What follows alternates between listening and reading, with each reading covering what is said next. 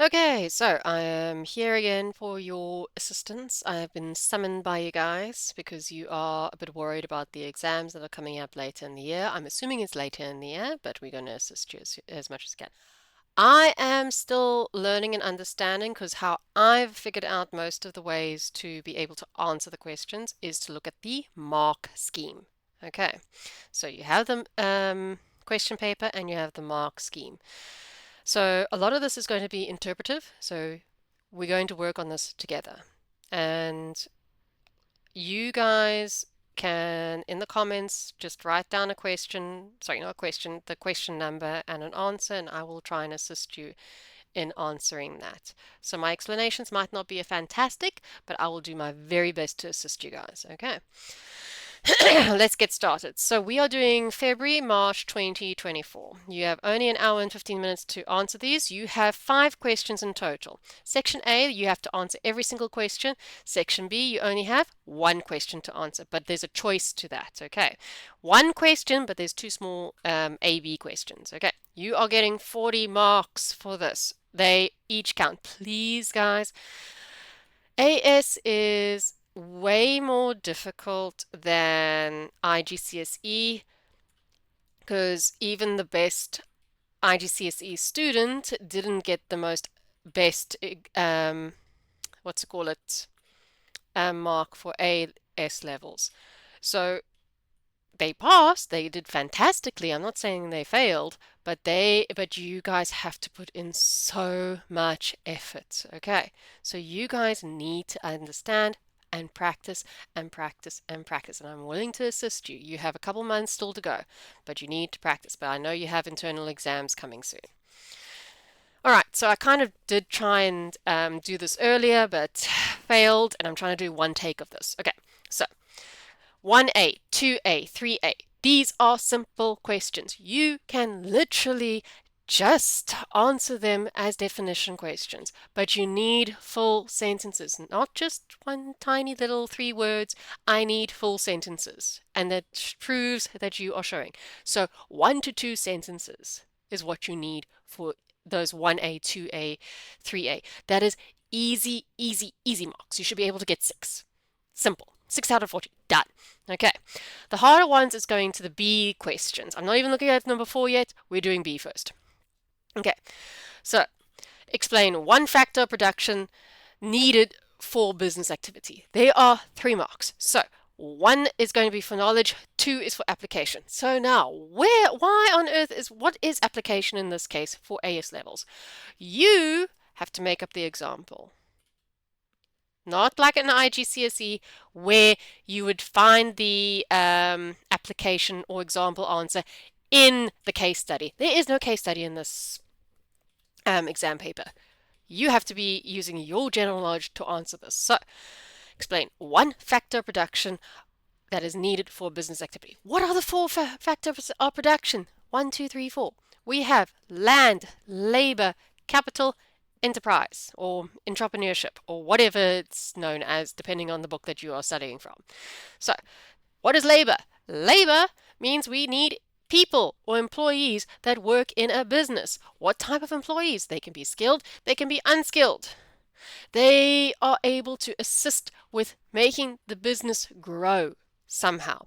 What type of business employees can we handle? If we are doing a manufacturing plant for cars, what types of people work in there? We need engineers, we need builders, we need construction workers. I don't actually know, to be honest.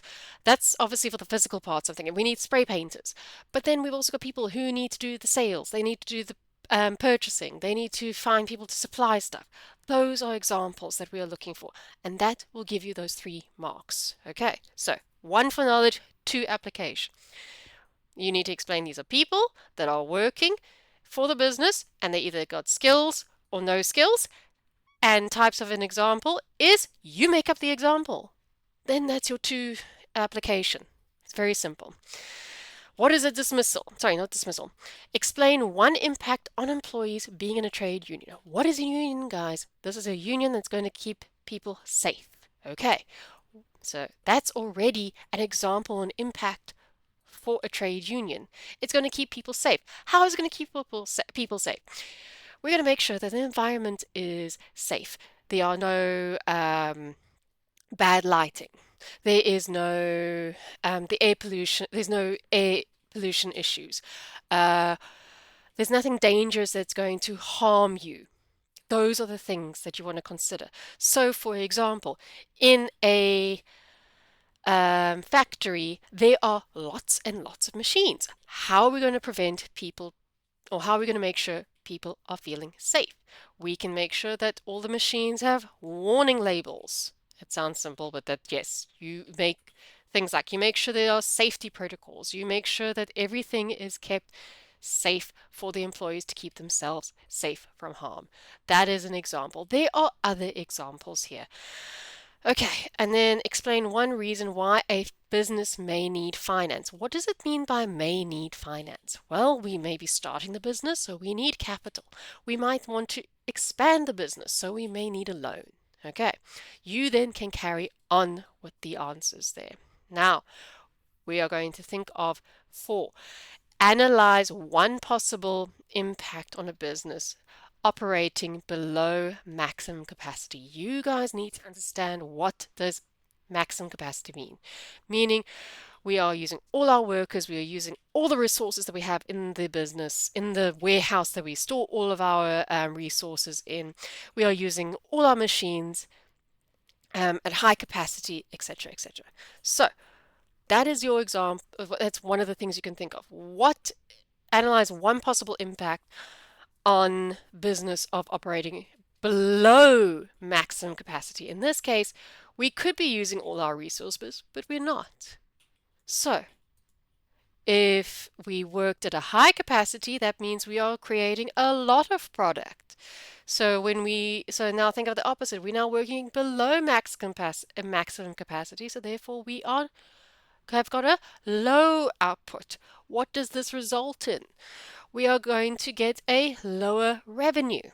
Okay, why are we getting a lower revenue? Well, it could be because it's a seasonal product. It could be because the economy bad. There are so many different things you can consider. Now, let me show you what the mark scheme looks like. Give me a moment. So, this is for question 4. Analyze one possible impact on a business of operating below maximum capacity. So, knowledge, low output would be the most amazing result that we can consider. What does this mean? Well, we could have produced more output because we have more resources, but we are not doing so. Okay. We are also now not using our resources. So we are wasting money in the fact that we are not using all our workers, and we're not using all our machines all at once.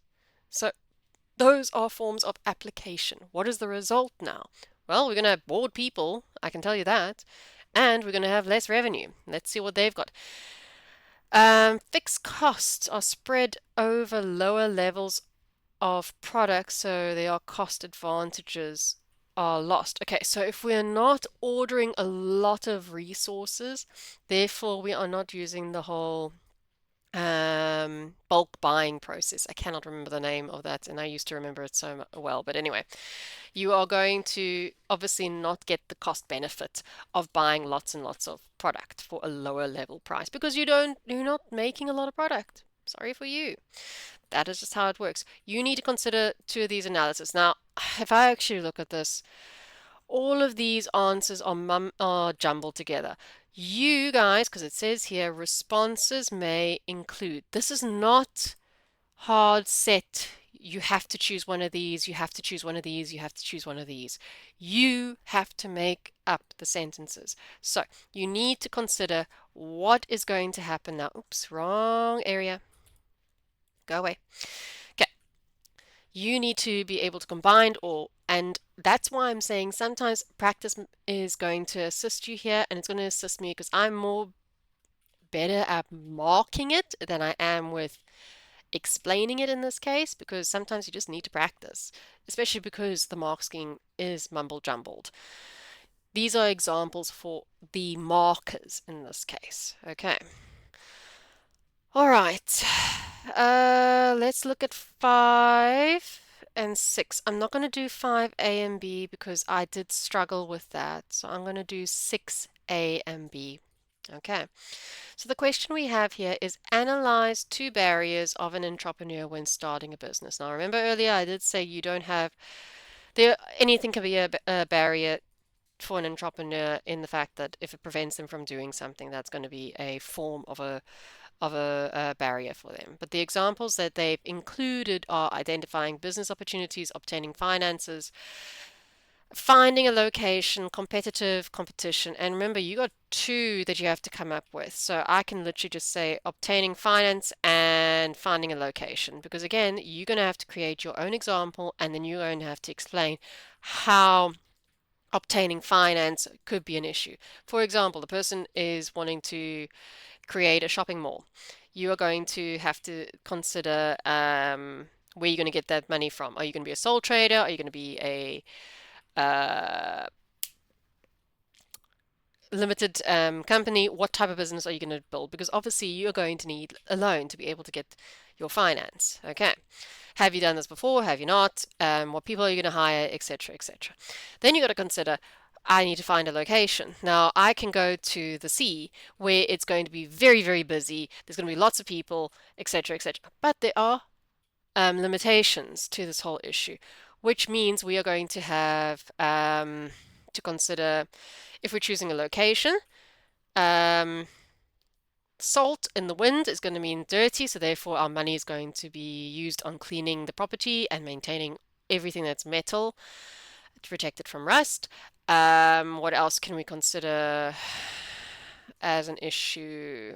Um, you guys have to use your imagination, unfortunately, for this, and that's applying it to your business studies in this case as well. Uh, da da da da. Yeah.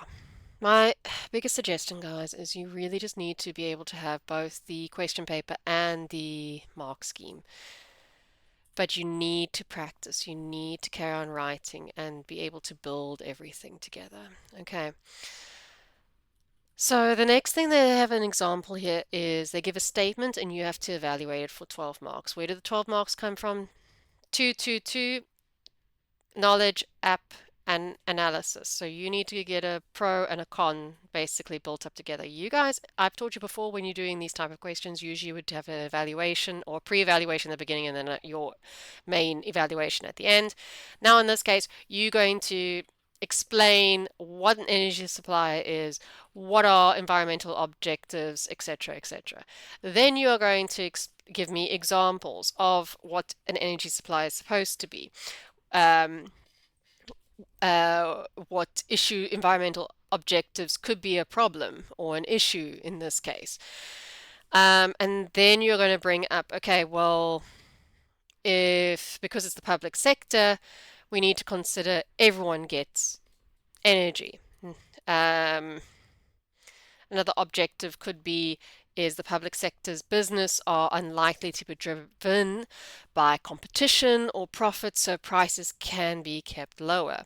What are the consequences? Now, if you're living in South Africa, you know what the consequences are of people not being driven for competition and for obviously, what's the other issue? The other problem is because we don't have anyone to compete. Now we have these huge skyrocketing prices, which we can't keep up with as people, and the power supply stations are not being maintained. The other infrastructure is not being maintained, and we keep on having load shedding. So that's a kind of a nice question why I wanted to choose this is because you guys have already now got an example of how this is going to affect you. Okay. Uh, so yeah, in this case, I'm just going to warn you. You need to consider this is how they're going to evaluate you. Now, this is where you need to consider, am I going for or against the statement? Do you agree that the most important objective for a public sector providing energy as an energy supply is the environmental objectives? Do you agree that this is important, or do you disagree that this is not important? Now you're going to evaluate why you agree or disagree. This is where the extra evaluation or analysis marks kick in. Okay. Uh, There are different sources of energy. Some countries are fossil fuel dependent, while others have the ability to develop new methods. Okay, so this was something I was going to bring up. So, in certain countries, we can only use coal, okay, as a production of electricity. And and certain types of countries are only starting to put in uh, solar methods, wind methods, any forms of alternative energy consumption methods, energy producing methods, versus another country will have all of that, so it's not really their priority. Okay. Um, Now comes the final thing. How are you going to say yes or no? Are you going to say, no, it is not important. It's not an important objective because XYZ. Or it is an important objective because of XYZ. And it depends on this, that, and the other. So that is going to be a nice long question. I know this is not the most easiest um, way of me explaining this, but this is the best I can do. The thing that I'm asking you guys is, yes, you may have the mark scheme, but that's not going to, this is just a guide for you.